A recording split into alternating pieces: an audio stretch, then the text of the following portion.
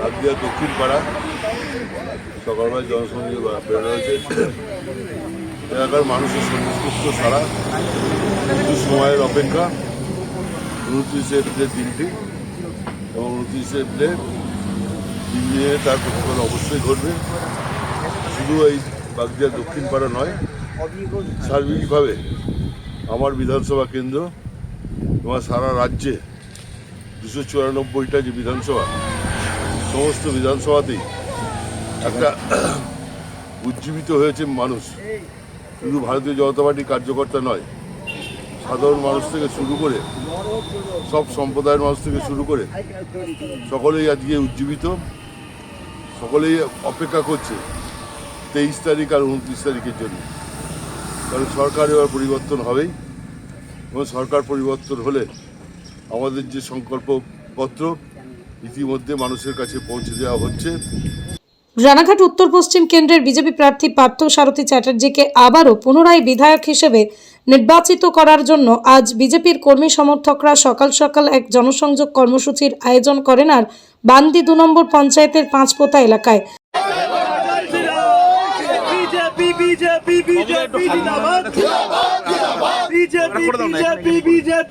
প্রার্থী জানান, এসআইআর নিয়ে রাজ্যের শাসক দল ফায়দা তুলতে চেয়েছিল, তাই সহযোগিতার নামে নাটক যেমন হয়েছে তেমনি বিরোধিতা রয়েছে প্রকাশ্যে। ভারতীয় জনতা পার্টি একটি হিন্দুর নাম কাটা না যাওয়ার সিদ্ধান্তে এখনো অনড় রয়েছে। তারা জানেন তাদের নাগরিকত্ব এর মাধ্যমে সুনিশ্চিত করতে একমাত্র কেন্দ্রীয় সরকার ব্যবস্থা করছে। অন্যদিকে এই রাজ্যে মৃত ভোটার, ডাবল ভোটার, অদৃশ্য ভোটারদের নিয়ে জয়লাভ করতে এতদিন, তাই বাংলা পরিবর্তন হচ্ছে অবশ্যম্ভাবী। জনতা পার্টির সরকার আসলে সবার আগে মহিলাদের নিরাপত্তা ও বিনামূল্যে সরকারি ব্যবস্থায় যাতায়াতের ব্যবস্থা করা হবে, যা অন্যান্য বিজেপি পরিচালিত রাজ্যে হয়েছে। মানুষ জেনেও গেছে এতদিন ধরে মমতা বন্দ্যোপাধ্যায় মুখ্যমন্ত্রী মেয়েদের নিয়ে যে গর্ববোধ করত, মেয়েদেরকে ভুল বুঝিয়ে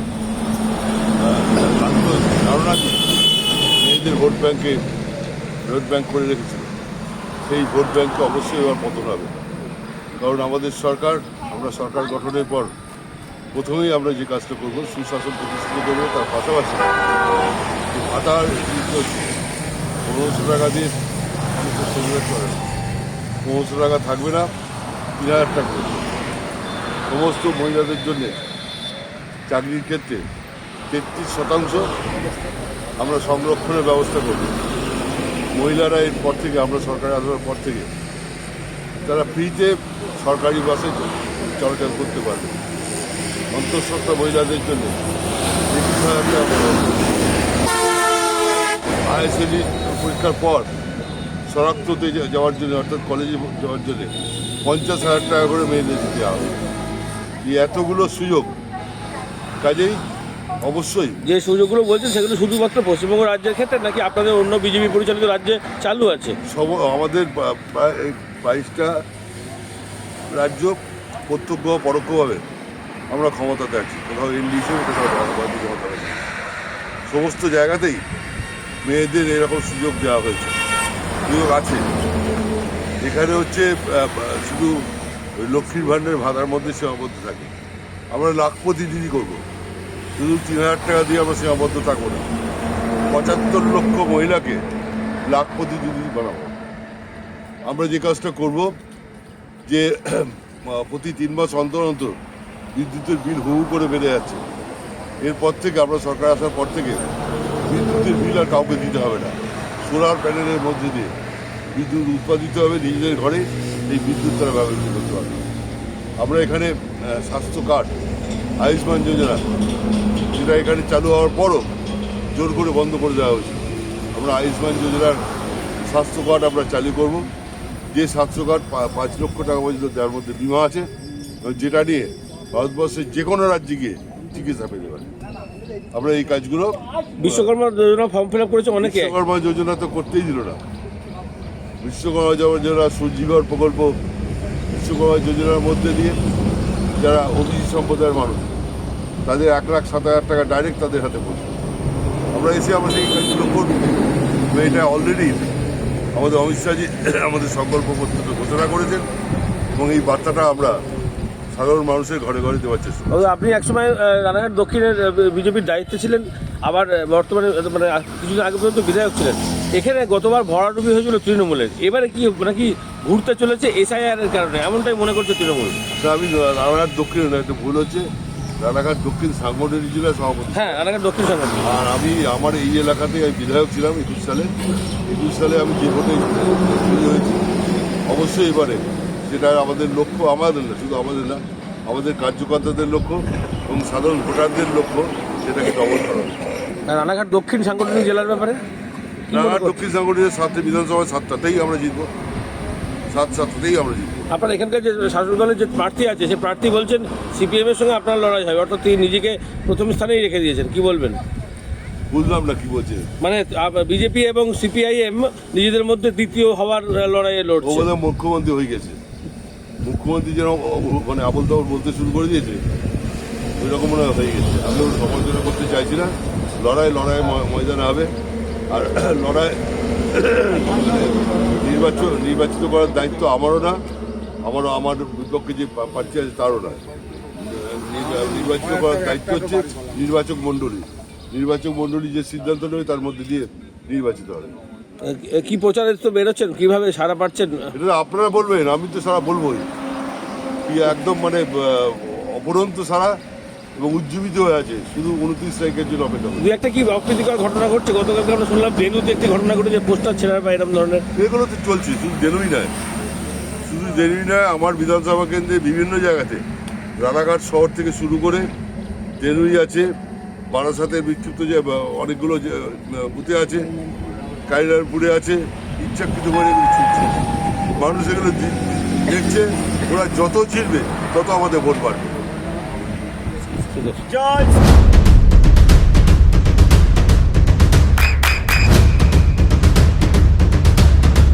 বৃষ্টিতে স্বস্তি।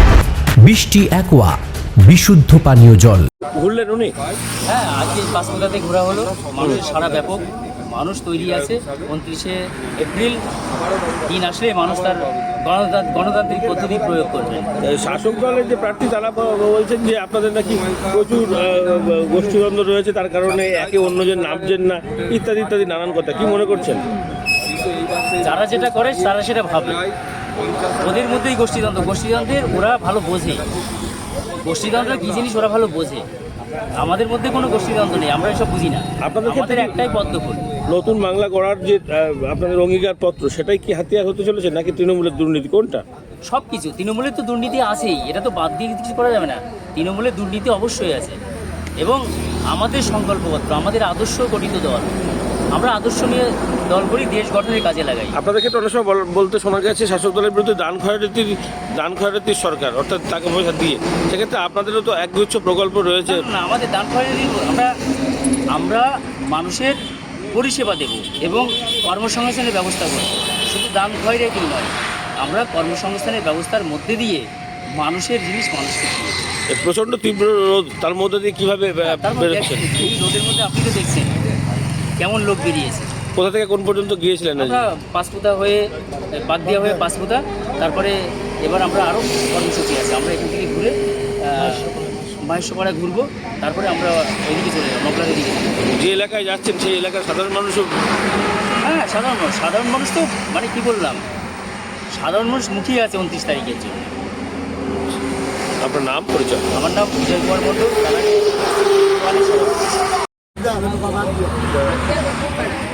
বাগদিয়া দক্ষিণ পাড়া সকালবেলা জনসংযোগ বেরোনো হয়েছে। এলাকার মানুষের সন্তুষ্ট সারা, কিছু সময়ের অপেক্ষা। 29শে এপ্রিলের দিনটি, এবং 29শে এপ্রিলে দিনে তার প্রতিফলন অবশ্যই ঘটবে। শুধু এই বাগদিয়া দক্ষিণ পাড়া নয়, সার্বিকভাবে আমার বিধানসভা কেন্দ্র তোমার সারা রাজ্যে 294টা যে বিধানসভা, সমস্ত বিধানসভাতেই একটা উজ্জীবিত হয়েছে মানুষ। শুধু ভারতীয় জনতা পার্টির কার্যকর্তা নয়, সাধারণ মানুষ থেকে শুরু করে সব সম্প্রদায়ের মানুষ থেকে শুরু করে সকলেই আজকে উজ্জীবিত, সকলেই অপেক্ষা করছে 23 তারিখ আর 29 তারিখের জন্য। কারণ সরকার এবার পরিবর্তন হবেই, এবং সরকার পরিবর্তন হলে আমাদের যে সংকল্পপত্র ইতিমধ্যে মানুষের কাছে পৌঁছে দেওয়া হচ্ছে। মানুষ জেনেও গেছে যে এতদিন ধরে মমতা বন্দ্যোপাধ্যায় মুখ্যমন্ত্রী টিএমসি মেয়েদের নিয়ে যে গর্ববোধ করত, মেয়েদেরকে ভুল বুঝিয়ে ধারণা দিয়ে মেয়েদের ভোট ব্যাংক করে রেখেছিল। সেই ভোট ব্যাংকে অবশ্যই এবার পতন হবে। কারণ আমাদের আমরা সরকার গঠনের পর প্রথমেই আমরা যে কাজটা করবো, সুশাসন প্রতিষ্ঠিত করবো। তার পাশাপাশি যে ভাতার 1500 টাকা দিয়ে 1500 টাকা থাকবে না, 3000 টাকা করবে। সমস্ত মহিলাদের জন্য চাকরির ক্ষেত্রে 33% আমরা সংরক্ষণের ব্যবস্থা করব।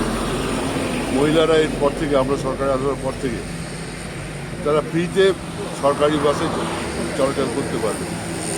অন্তঃসত্ত্বা মহিলাদের জন্য 25,000 টাকা আইএসএলই পরীক্ষার পর শরণার্থীতে যাওয়ার জন্য, অর্থাৎ কলেজে যাওয়ার জন্য 50,000 টাকা করে মেয়েদের দিতে হবে।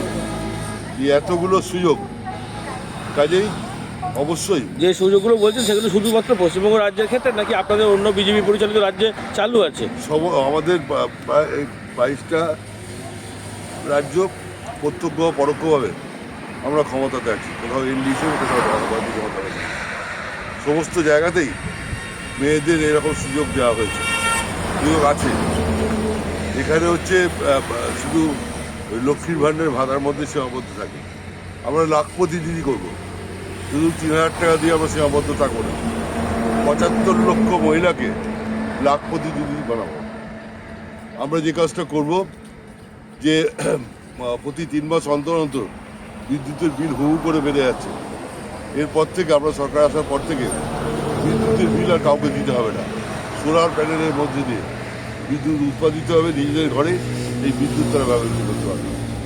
আমরা এখানে স্বাস্থ্য কার্ড, আয়ুষ্মান যোজনা, যেটা এখানে চালু হওয়ার পরও জোর করে বন্ধ করে দেওয়া হয়েছে, আমরা আয়ুষ্মান যোজনার স্বাস্থ্য কার্ড আমরা চালু করব।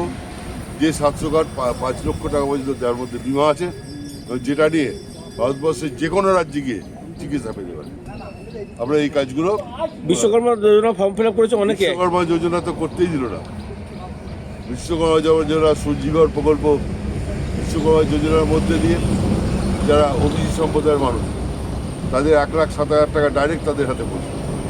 আমরা সেই কাজগুলো করব। এটা অলরেডি আমাদের অমিত শাহজি আমাদের সংকল্পপত্রকে ঘোষণা করেছেন, এবং এই বার্তাটা আমরা সাধারণ মানুষের ঘরে ঘরে দেওয়ার চেষ্টা করি। আপনি একসময় রানাঘাট দক্ষিণের বিজেপির দায়িত্বে ছিলেন, আবার বর্তমানে কিছুদিন আগে পর্যন্ত বিধায়ক ছিলেন। এখানে গতবার ভরাডুবি হয়েছিল তৃণমূলের, এবারে কি নাকি ঘুরতে চলেছে SIR এর কারণে, এমনটাই মনে করছে তৃণমূল? আমি রানাঘাট দক্ষিণে না, একটা ভুল হচ্ছে। রানাঘাট দক্ষিণ সাংগঠনিক জেলা সভাপতি। হ্যাঁ, রানাঘাট দক্ষিণ সংগঠন। আর আমার এই এলাকাতে আমি বিধায়ক ছিলাম 21 সালে আমি যে ভোটে তৈরি হয়েছি। অবশ্যই এবারে সেটা আমাদের লক্ষ্য, আমাদের না, শুধু আমাদের না, আমাদের কার্যকর্তাদের লক্ষ্য এবং সাধারণ ভোটারদের লক্ষ্য, সেটাকে ডবল করা। রানাঘাট দক্ষিণ সাংগঠনিক জেলার ব্যাপারে রানাঘাট দক্ষিণ সাংগঠনিক 7টে বিধানসভায় 7টাতেই আমরা জিতবো, 7টাতেই আমরা জিতবো। আপনার এখানকার যে শাসক দলের যে প্রার্থী আছে, সে প্রার্থী বলছেন CPM এর সঙ্গে আপনার লড়াই হবে, অর্থাৎ তিনি নিজেকে প্রথম স্থানেই রেখে দিয়েছেন। কি বলবেন? বুঝলাম না কি বলছে। মানে বিজেপি এবং CPIM নিজেদের মধ্যে দ্বিতীয় হওয়ার লড়াইয়ে লড়ছে। ওদের মুখ্যমন্ত্রী হয়ে গেছে, মুখ্যমন্ত্রী যেন মানে আবল তাবল বলতে শুরু করে দিয়েছে, ওই রকম মনে হয়ে গেছে। আমি ওর সমালোচনা করতে চাইছি না। লড়াই ময়দানে হবে। আর লড়াই নির্বাচিত করার দায়িত্ব আমারও না, আমার বিপক্ষে যে প্রার্থী আছে তারও না। নির্বাচিত করার দায়িত্ব হচ্ছে নির্বাচক মণ্ডলী যে সিদ্ধান্ত নেবে তার মধ্যে দিয়ে নির্বাচিত হবে। কি প্রচারে তো বেরোচ্ছেন, কিভাবে সারা পাচ্ছেন? এটা আপনারা বলবেন, আমি তো সারা বলবোই।